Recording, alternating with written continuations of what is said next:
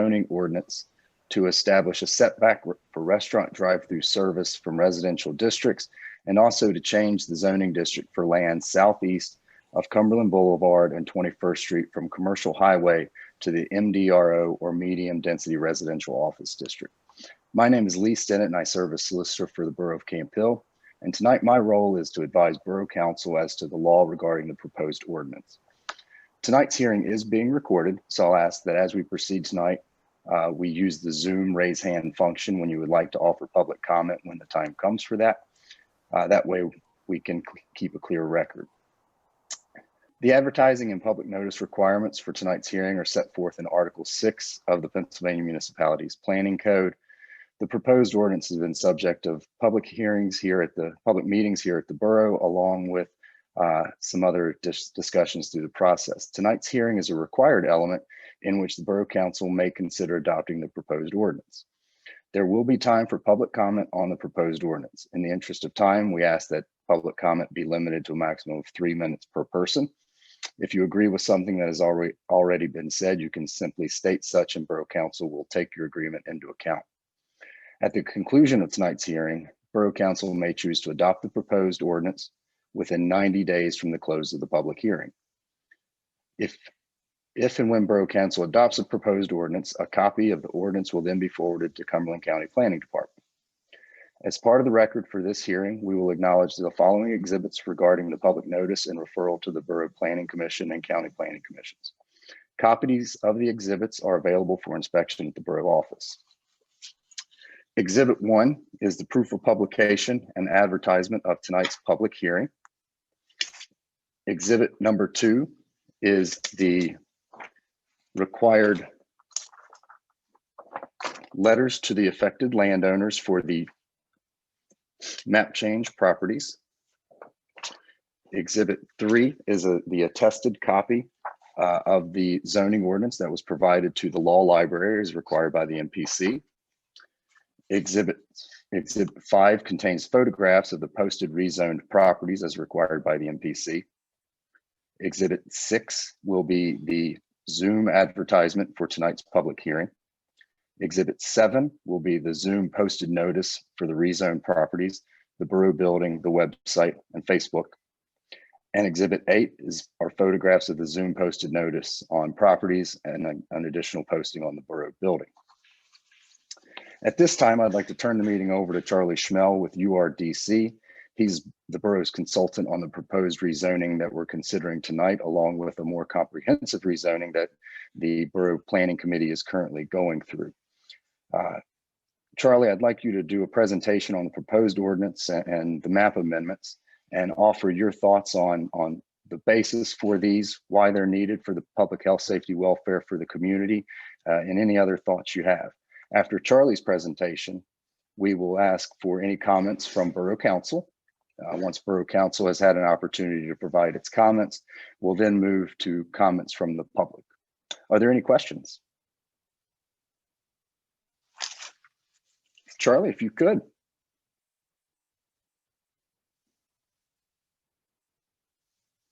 You're muted.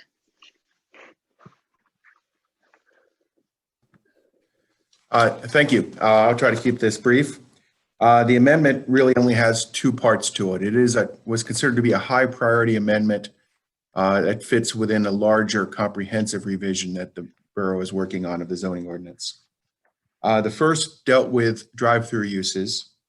The concern that exists is mainly with restaurant drive-throughs. They are typically later night activity operations. They typically generate a lot of noise, not just from the loudspeaker system, but from the audio systems of the cars in line, particularly during the summer. They also generate some soot if there's some cars without proper exhaust systems that can affect neighbors. Those same problems do not typically exist with pharmacy drive-throughs and with bank drive-throughs because they're much less frequently used. They have less late night hours. They have less noise accompanying them and generally less traffic. There's also been issues with a lot of drive-through operations causing traffic problems on the streets, particularly with the pandemic situation. There's been a lot of backups of drive-throughs onto streets because the drive-through traffic has increased so much at restaurants. So for that concern, the zoning committee and ourselves recommended that there be a setback established for restaurant drive-through operations. 150 feet to a residential district boundary. Distance helps to separate out the issues of air pollution and issues of noise that could occur if it was much closer to a residential property or residential district.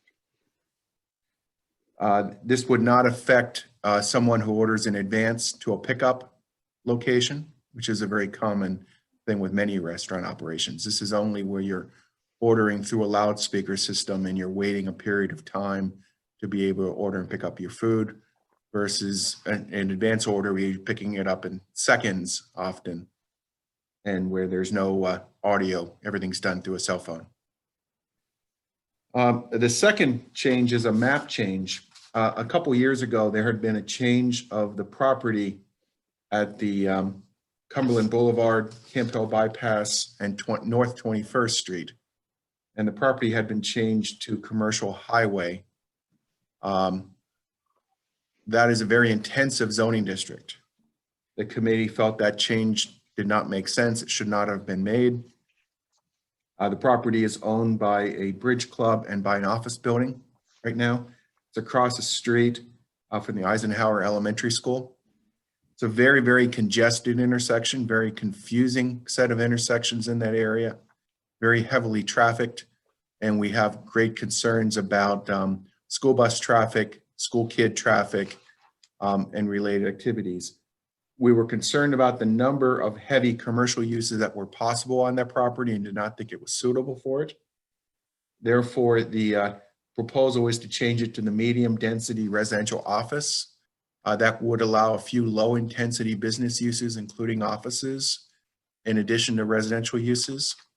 So the office building will continue to be a conforming use, but it would not allow conversion, for instance, to a chain fast food 24-hour operation or convenience store with gasoline sales, which are allowed under the current zoning. So those are the two initial changes that we have placed for consideration before council. Thank you. Charlie, could you briefly touch on the Bridge Club's continued use of the property after the rezoning?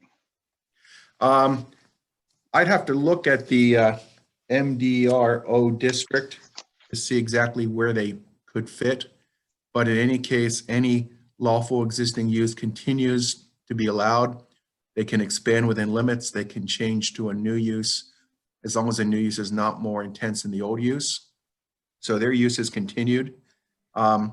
It may be possible that it's allowed use under the medium density residential office. I actually have to check that. I can look at that while we're talking. But in any case, their current use is protected. Thank you. Hearing Charlie's report on the basis for the zoning amendments, are there any comments from any council members or questions? I have a question. The 150 feet from a drive-through, is that from the actual drive-through or is that from the property line of the drive-through establishment? It is from the ordering station or building window Okay. to the residential district. So in most cases, the residential district is a residential lot line. Okay. So so it's 150 feet from the residential lot line to the audio Or ordering. window, building window. So if you have a menu board and you have your ordering station, it's measured from there and also measured from the window of the building that you approach, because those are the primary noise generators. So 2 points, if Yes. there's 2 points. Okay, thank you.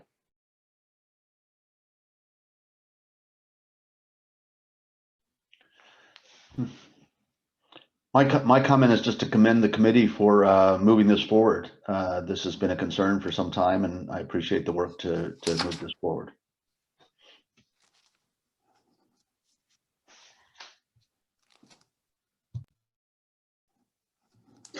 Are there any additional questions or comments from council members? Seeing a lot of shaking heads no. We'll now open the floor to public comment from the public that is present. Again, I'd ask that you use the raise hand function so that we can know that you'd like to speak. Then please give your name, first and last, spelling your last prior to offering your comment. Thank you. Ricky has a thumbs up, so I'm gonna unmute him. Email says, this is actually Jim Boyer. I'm Jim, that's James, James Boyer. I'm the current president of the Harrisburg Bridge Club. We also have in the meeting the past president, Bridget Whitley, and she may have a comment, but Bridget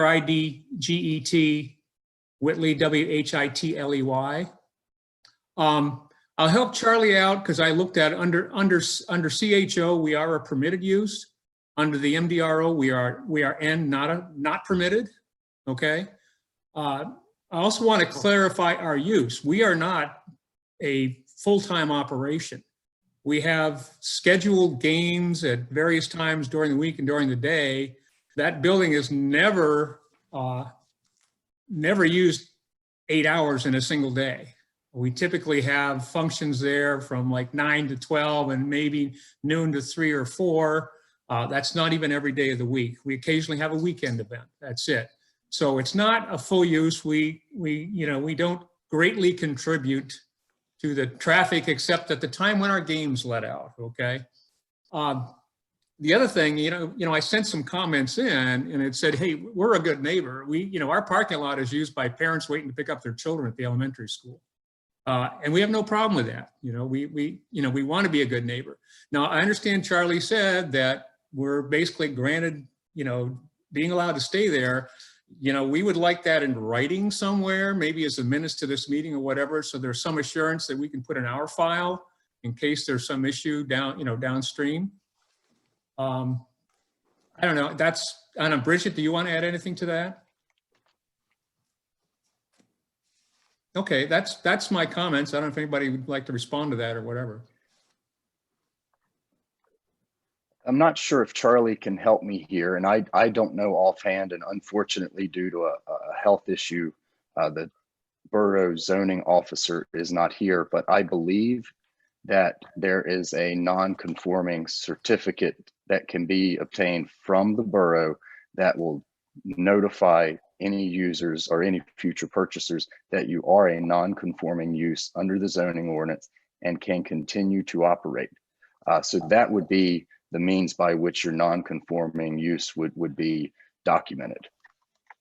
And that is guaranteed under state law. It's not even just the borough saying that. I would suggest to the council that when we do the more comprehensive revisions, that we consider allowing a membership club in the medium density residential office. I think that fits in. The type of use they have is not a problem. I think that could fit in the district. We just can't do it now because it's gone through the process, but we can put it in the next set of, we can recommend it to be in the next set of revisions. But you're right to expand within limits, to continue your use, and to sell to a similar use are guaranteed under state law. Yeah, and just for those who aren't familiar with where we are in the process now, we are looking at all of the uses still that are allowed in each of the zones. So while the MDRO currently doesn't allow, as James has pointed out, currently doesn't allow membership clubs, we're currently revising all of those tables, and that will come forth when that part is completed.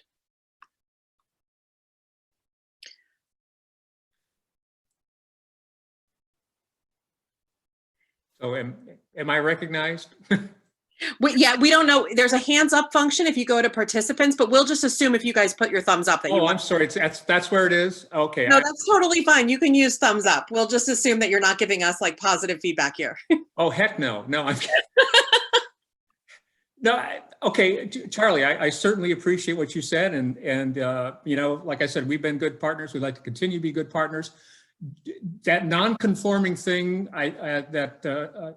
I think Lee referred to, where do we need to get that, or is? You're not required to get it, but you okay, and how do we do that, sir? all you need to go is go to the zoning officer. Okay, And and that's just Chris Miller. show him sir? what you have, and he will give you a letter saying, I hereby recognize that your use has existed at this time and have the rights to continue. Okay, is there something that tells us how to do that? I mean, is there a letter we have to write him? I mean, I need somebody, should I just talk to Chris Miller Yeah, I would just call him when and he, sort it out with Chris? and Okay. it's probably, I would just send him a letter describing your use and asking for a certificate of nonconformity. Okay, So thank you. there is a registration process that's contained within Part 10 of the current Camp Hill zoning ordinance that is available on the website. I can quickly send a link to Frank, and perhaps you could reach out to Frank tomorrow or tonight, and we can have that sent to you so you can have a feel for the process. That'd be great.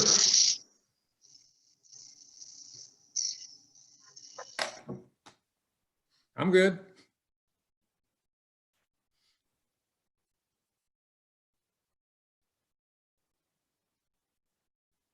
It looks like Bridget has something to say.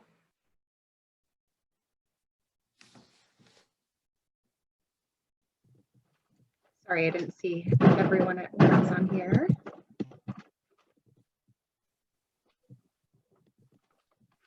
Bridget, you should be able to speak. Okay, thanks. It was still on mute. Wanted to just, for your consideration, that when you do a more comprehensive zoning, you might need to make the definition of the club classification a little more expansive. Let me just say that our club in a couple of years will be celebrating its 75th anniversary. And as far as our members are concerned, we have no plans on packing up and dissolving. But this year has been particularly trying. And if we had another year and then another year after that, like this year, it would put severe constraints on the club, particularly, you know, we have an older membership. And if our memberships would dwindle to half or a quarter of what it is now, that would be a serious cause for concern. Again, there's no present plans to market the property, but if that were a possibility, the one likely interested purchaser would be a guy who owns a for-profit bridge club, not a nonprofit. So we would want to make sure that the club classification could also include for-profit enterprises, so as not to impair the markability of our property. That can be done.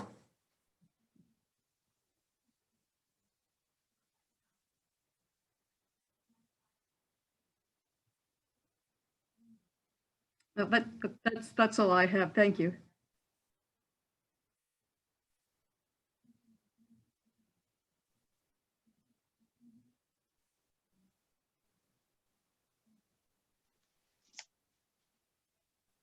Are there any additional comments from the public?